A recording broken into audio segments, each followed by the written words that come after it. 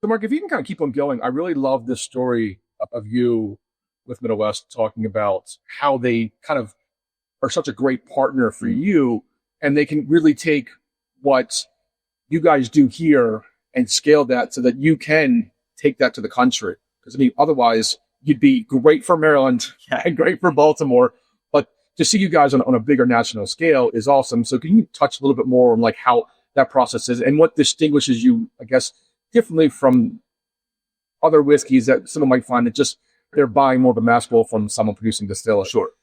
Well, lots of angles there. One, I would say that we certainly don't fault anybody for however they choose to Absolutely come up with their product. So there's many pathways to great whiskey, and that's ours was very important to us for kind of the origin story as so that we just talked about.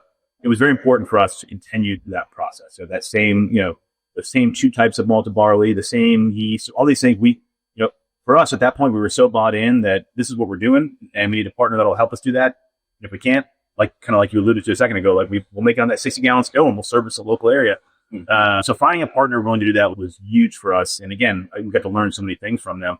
It's something that it was not it didn't fit the paradigm that I had in my mind when we set out to start the business. And it took some getting used to. At first, I thought people might push back and say, well, they're not making it. And it's like, well, even though we know, the first couple of years, we'd be out there shoveling rain under the auger. Like they let us actually, they wouldn't let us do it unsupervised. But they would let us work on their system, which no one's going to let you do that. Definitely, if I realized maybe a year or two in, that was one of the best things that ever happened. Forcing us into that relationship early, we've learned so much it's allowed us to your point, Keith, like it's off camera, but to our right here, there's 2,000 barrels, which to the big boys is nothing, but for us, it's a lot. And we'd never have a fraction of that many barrels put away on this little, still over here. But we have enough, we can put product away and really try to grow the brand and reach people that would be unreachable at a smaller scale. So what separates really the American single malt category from and rye that we're so used to here? It's, in my opinion, it's the way the category came together. Well, I'm going to answer a different question first, then answer the question. The way the category came together, I think, was pretty wonderful in that. So as you guys are probably aware, but maybe some of your viewers aren't, we've only been a real category for a little over a year. So actually almost exactly a year. And prior to that, we were very loosely defined under what's called American malt whiskey. So there was just kind of this category that no one really cared about. That was this kind of a pretty wide range, definition. And what we and other producers of American single malt had kind of collectively decided was that we wanted to have some level of definition applied to really cement the category into something that we all agreed that it should be. And at first I was against that. And I was just kind of like, well, if the government isn't telling us, and they are giving us, there's obviously plenty of rules and regulations, but the government isn't saying strictly what is an American single malt, like who are we to invite that scrutiny, was kind of my thought. And then Arch felt, and in hindsight, I think he was right, was that the government, as this category grows, the government's going to take notice and they're going to apply a definition. So if they do that without our input, who knows what we're going to get. So what we did, we as a group of producers banded together into something called the American Single Malt Whiskey Commission, which was led by kind of the OGs that were doing this, like the Westlands, Westward, and places like that. We were kind of in wave two, but we were certainly actively involved. And basically we all came together and said, we think this is what the category should be.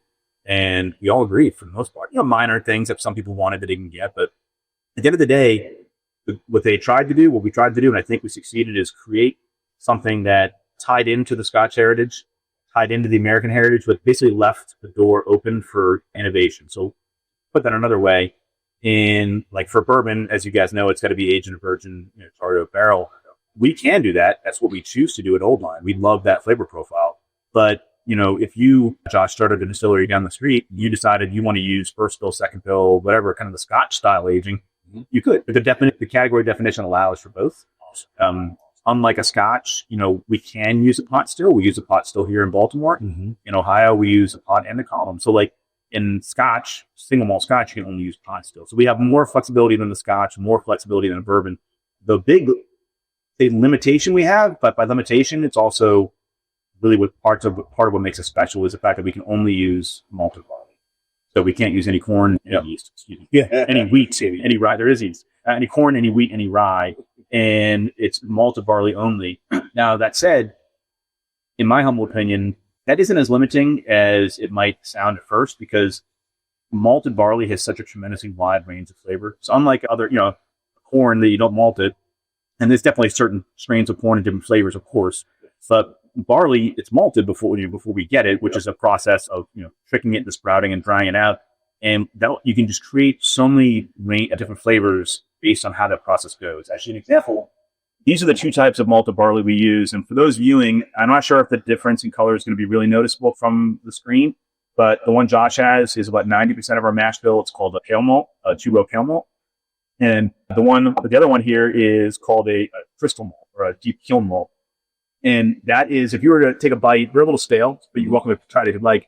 This one, the lighter one, tastes almost like to me, like a grape nut cereal, grainy, mildly sweet. Mm-hmm. And then the darker one tastes like raisin bran flakes to me. And they're identical when they start, but the process of malting and the way they did it gave us these 2 very different flavors. So all that is to say that I think we're going to find that maybe second only to rum, I think we're going to see a category of amazing breadth of flavors and character because of the way the category has come together. I don't even remember if I answered the question you originally asked. Well, no, you did. I mean, we're talking. Now we understand why or what makes the American single malt different. I'm just curious, that char of doing a char barrel, is that something that kind of is an homage to American whiskey? As you said, it separates you from being Scotch or something. Sure. Was that a choice for that, kind of going towards that, or is there another reason why you premeditated? Sure. It's actually kind of both and neither. I'd say that it is. Part of it is that Bob and Jim set the trend for us. Like, they were doing what they wanted to do, and we just fell in love with it. And what they were doing was they weren't trying to be these pioneers in a new category, which they were. They weren't trying to be. They were just trying to make whiskey that they liked. And they mess around and they said, you know what? We like all malts. And we like it aged in virgin oak. We're going to make what we like. That's just 2 guys in their 70s do. Yeah. And so they were so we loved that profile. Now, if Arch and I, you had given us kind of a mandate and said, you guys are going to make a single malt, how are you going to do it? I think we would have ended up in a similar spot because we're Americans. We love that virgin oak. We're bourbon guys first and foremost before we started this. So I think we got on that because that was what was handed to us. But I think that we would have ended up in a similar spot anyway because we love that. And we use a number 4 char, which is one thing that as we get at the tasting here, I think you guys may pick up on is that a very baking spice. So cinnamon, allspice, things like that, nutmeg, things like that are very prominent in that number 4 char. And yeah, I think it just goes really well with what we do. So in terms of tasting, let's kind of jump into that. A good question that I have to myself that I kind of, think about when I talk to my friends or people that I know, and we talk about whiskey, because anybody who clearly does something like this, your friends or your people, you become that whiskey guy. Sure. What do I introduce people to? So, for you is the question I have, what of your lineup is the one that you say, hey, cut your teeth on this one? Which one do you think is, obviously you're proud of all of your bottles, but which one do you think is what bridges that gap for someone who's a bourbon or a rye drinker into getting into American single malt? That's a great question. It would be one of these 2 here. So I'm pointing to the flagship 95 proof, the white label, the blue label Navy strength. The reason I pointed to is that if it were one of you guys who I know drink whiskey, I'm going to go Navy strength because bourbon guys love high proof, right? So for you guys, I would definitely be going with the Navy strength first. To a person who may be less well-versed in whiskey, the flagship. It's just, they're both very approachable, but for the bourbon drinkers, I like to give them that little bit of heat first and really get their attention. But if you brought in, I'm not sure if your wife, my wife drinks whiskey, not a ton. I would start her or her friends on the flagship because they're approachable. They both tell you what we're all about very clearly. It's just a matter of really what's going to kind of hit your sweet spot a little better. That's perfect. I mean, I think you have that, hey, if this bottle doesn't quite hit you, if this one hits you too much, let's bring it back to the flagship. That's perfect. Before we had the interview, we were talking, and, you're not in the bourbon and rye category, but as we've seen in the industry, there's been some changes. We've seen a lot of kind of ups and downs. So your bourbon and whiskey and rye adjacent, how is that affecting your business? I would think you be in your own category, but I think the reality is it is affecting your business. 100%. Great question. I think it's so. Yeah, you hit the nail on the head. That bourbon and rye, but bourbon in particular, that drives the American whiskey market. It is the elephant in the room. Yeah. It's, what happens in bourbon has ripple effects to all of us. Yeah. And one thing that when bourbon was on tear, from like 2013, 14 until maybe about a year ago, when things really started to shift it and cool a bit, we were very envious. We'd look at the bourbon, world and say, man, like, I mean, nothing's easy, but that looks a little bit easier than trying to sell American single malt that no one knows really what it's all about. So we would be very envious when we would I'd have to work a little harder for our sales than bourbon would. Now we're very grateful that we're not, because we're not experiencing as many headwinds. We kind of get the second and third order effects on the good side and on the bad side. So that's affecting us right now. In the wholesale market, we're definitely seeing a slowdown. But one thing that I think we talked about this a little bit earlier, Keith, that we've been very, very, very fortunate to build up a very strong, loyal base of fans, people we've gotten to know really, really well. And that has made all the difference because, when bourbon brands were booming and now busting, we've just been like the little engine that could. We're plugging along, growing at, 10 to 20% a year, which is great. I love it. I'll take it.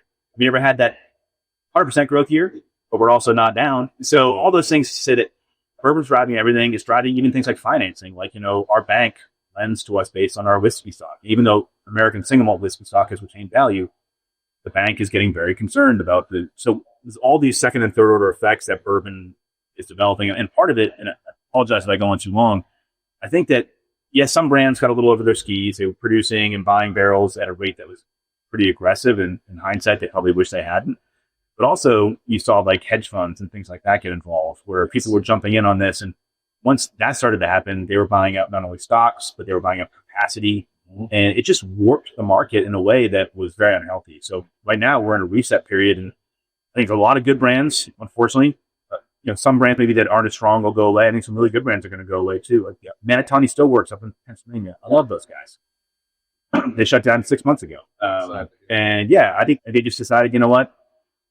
We want to just keep doing this. It's just worth the squeeze. So I think some good brands are going to get hurt, but I'm hopeful that a lot of good brands will power through and then find.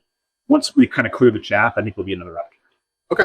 I do believe that some of the big five are going to purchase some of those quality small boutiques.